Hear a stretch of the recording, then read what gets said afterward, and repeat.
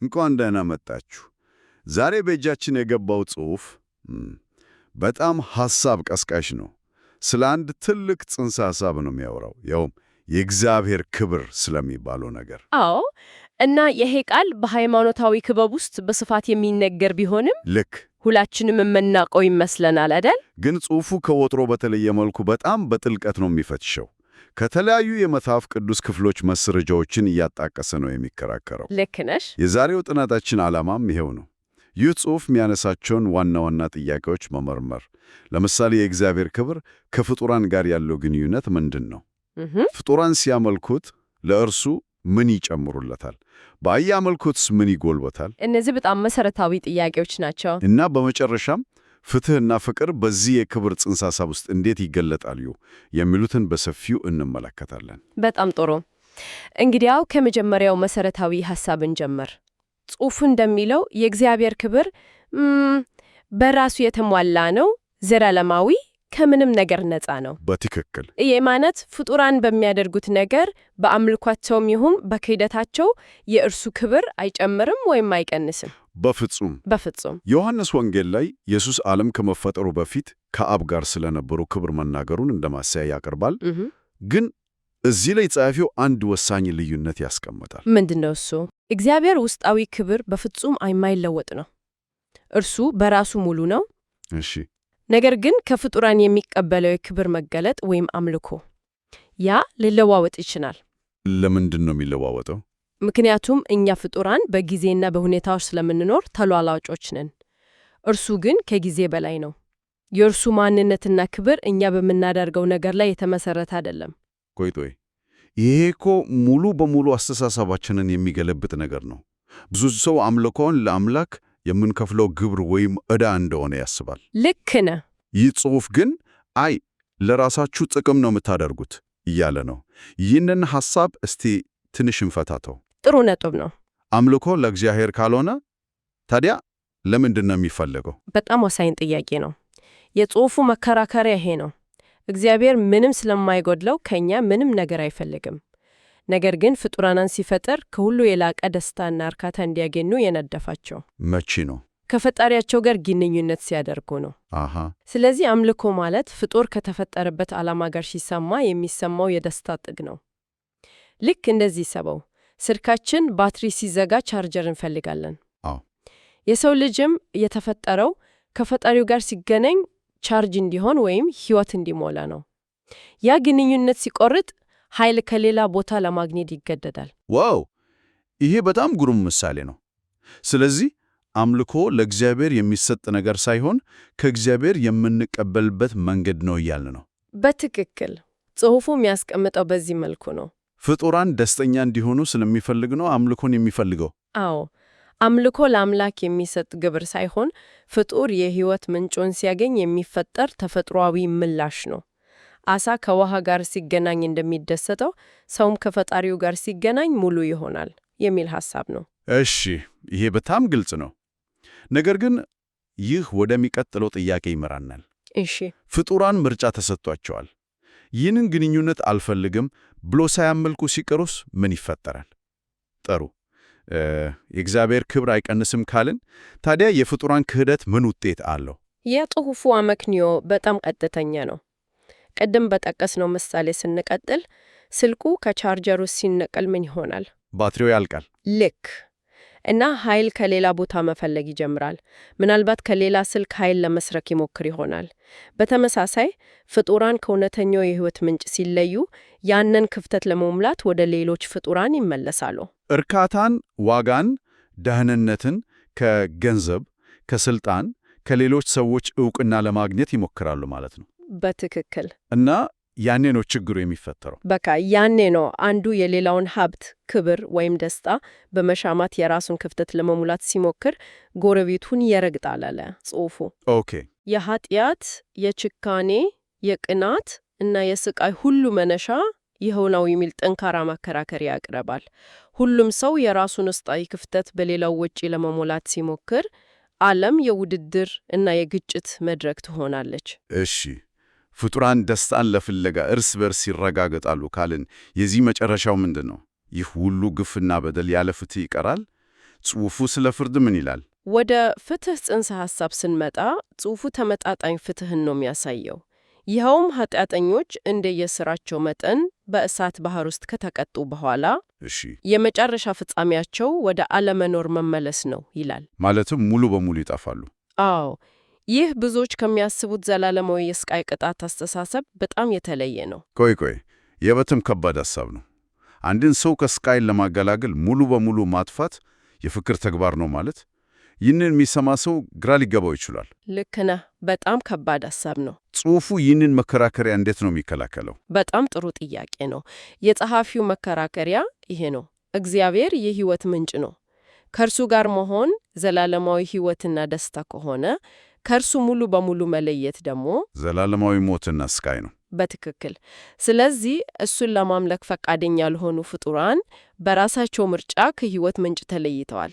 ይህ ሁኔታ በራሱ ዘላለማዊ የሆነ ውስጣዊ ስቃይና እርካታ ማጣት ነው። እሺ፣ ስለዚህ ጽሑፉ እንደሚለው እግዚአብሔር ይህንን የማያባራ ስቃይ ለዘላለም እንዲቀጥል አይፈቅድም። ወደ አለመኖር መመለሳቸው ከመረጡት የለየነት መንገድ የሚመነጨውን ዘላለማዊ ስቃይ ለማስቆም የተደረገ የመጨረሻ የርኅራኄ እርምጃ ነው ብሎ ይከራከራል። ማለትም ዘላለማዊ ሕይወት በራሱ ያለ ፈጣሪው ከዘላለማዊ ስቃይ የተለየ አይደለም እያለ ነው። አዎ። ስለዚህ ምርጫቸው እንዲከበርላቸው የተደረገ ነው። አዎ፣ የሐሳቡ ፍሬ ነገር ይሄው ነው። የሕይወት ምንጭን አልፈልግም ላለ ሕይወትን በግድ መስጠት ፍቅር አይደለም ይላል። ይልቁንስ ምርጫቸውን አክብሮ ከስቃያቸው ማሳረፍ የመጨረሻው መፍትሄ ይሆናል። ለማዋጥ የሚከብድ ሐሳብ ነው። አዎ፣ ጽሑፉ ራሱ የሚገነዘብ ይመስለኛል። በእርግጥ እሺ፣ ይህንን ሐሳብ ለአሁኑ እዚህ ላይ እናቆየውና ወደ ሌላኛው ጥልቅ ጥያቄ እንሻገር። እሺ፣ ውስን የሆኑ በጊዜና በቦታ የተከለሉ ፍጡራን እንዴት ነው ወሰን የሌለውን ማይታየውንና የማይመረመረውን አምላክ ሊያውቁትና ሊያመልኩት የሚችሉት? ይህ እኮ በፍልስፍናም ትልቅ ጥያቄ ነው። ልክ ነሽ። በሁለቱ መካከል ትልቅ ልዩነት አለ። ጽሑፉ ለዚህ መፍትሄ አድርጎ የሚያቀርበው ወልድን ወይም ኢየሱስ ክርስቶስን ነው። አመክንዮው እንዴት ነው? ወልድ በመለኮታዊ ባህሪው ያንን ወሰን የሌለውና ማይታይ ክብር ከአብ ጋር ይጋራ። ነገር ግን ፍጡር ማለትም ሰው በመሆን ያንን ማይታይ ክብር ለፍጡራን በሚታይና በሚመረመር መልኩ ገለጠው። ጽሑፉ ዕብራውያን 1.3ን በስፋት ይጠቅሳል።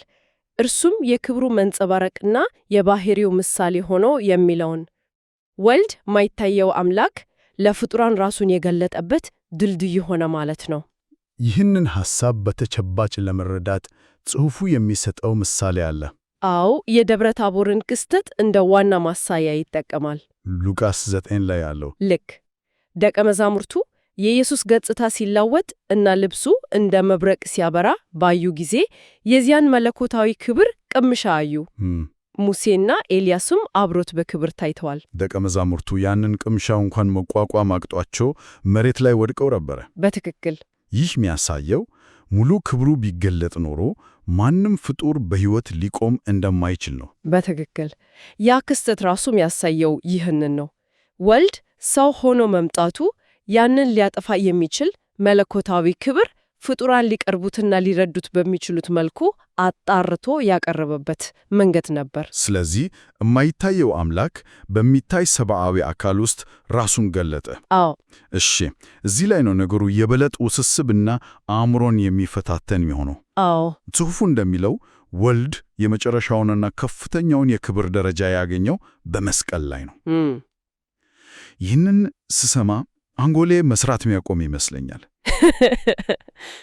እንዴት ሆኖ ነው ስቃይ፣ ውርደት፣ መገለልና ሞት የክብር ጥግ ሊሆኑ የሚችሉት?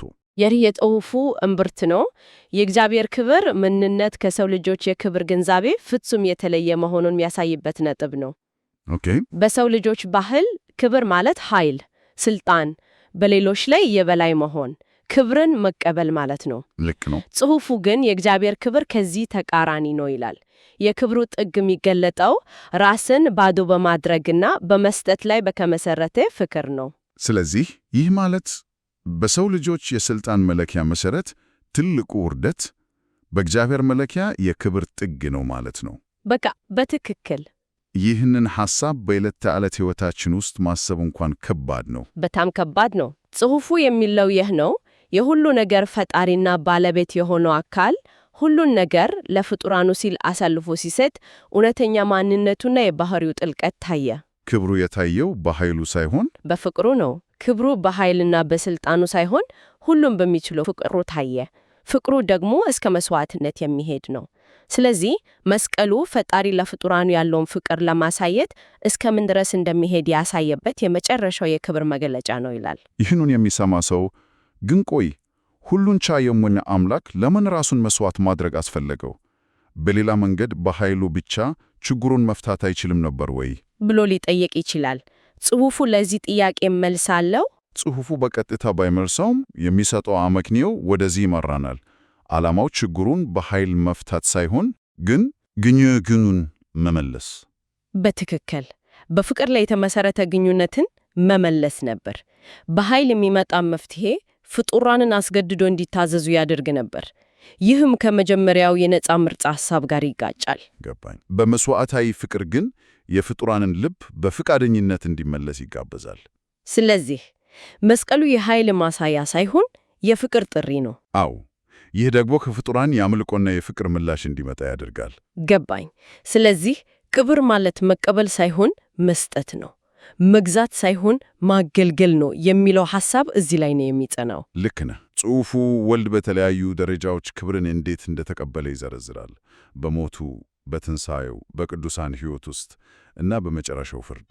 አዎ፣ ሁሉም ክስተቶች እርስ በርስ የተያዙ ናቸው። የመስቀሉ ክብር የትንሣኤን ክብር አስገኝቷል። የትንሣኤው ክብር ደግሞ በመጨረሻው ፍርድ ላይ የሚገለጠውን ክብር ያረጋግጣል። ሁሉም የአንድ ትልቅ ታሪክ አካል ናቸው። እሺ፣ እንግዲያው የዛሬውን እጅግ በጣም ጥልቅ ውይይት ዋና ዋና ሐሳቦች ስናጠቃልል የመጀመሪያውና መሠረታዊው ሐሳብ የእግዚአብሔር ውስጣዊ ክብር በራሱ የተሟላ ዘላለማዊና በማንም ላይ ያልተመሠረተ መሆኑ ነው። አዎ። ሁለተኛ፣ ይህንን ሙሉ በሙሉ የሚገለብጥ የሚመስለው ሐሳብ አምልኮ የተዘጋጀው ለፈጣሪ ጥቅም ሳይሆን ለፍጡራን ከፍ ያለ ደስታና እርካታ ነው። በጣም ወሳኝ ነጥብ ነው። ሦስተኛ፣ ያ የማይታይ እና ወሰን የሌለው ክብር ሰው በሆነው ወልድ በኩል ለፍጡራን በሚገባንና በሚመጥነን መልኩ ተገልጧል። ልክ ነው። እና በመጨረሻም አራተኛው ትልቁ ሐሳብ የክብር የመጨረሻውና ከፍተኛው መግለጫ በኃይልና በስልጣን ሳይሆን ራስን አሳልፎ በሚሰጥ መስዋዕታዊ ፍቅር ውስጥ እንደሚገኝ ነው። በትክክል አጠቃለልከው። ይህ ጽሑፍ አንድ ወሳኝ ጥያቄ በውስጣችን ትቶ ያልፋል። እሱም ምንድን ነው? የሁሉም ነገር ፈጣሪ ሆነው ታላቁ አካል እውነተኛው ዋጋውና ክብሩን ያሳየው ከሌሎች መስዋዕትነትን በመጠየቅ ሳይሆን እርሱ ራሱ የመጨረሻውን መስዋዕትነት በመክፈል ነው። ዋው! ይህ ስለ ስልጣን፣ ስለ ፍቅር እና ስለ ታላቅነት ያለንን ግንዛቤ በሙሉ እንድንፈትሽ ይጋብዘናል። በእርግጥ እስቲ ይህንን ጥያቄ ለአድማጮች እንተው። የመላው ሕልውና መሠረት በበላይነትና በመቆጣጠር ላይ ሳይሆን ራስን በመስጠት ላይ ሲገነባ ምን ማለት ነው? ይህ ሐሳብ በየዕለቱ ከምናያቸው የሥልጣንና የበላይነት አመለካከቶች ጋር እንዴት ይነጻጸራል?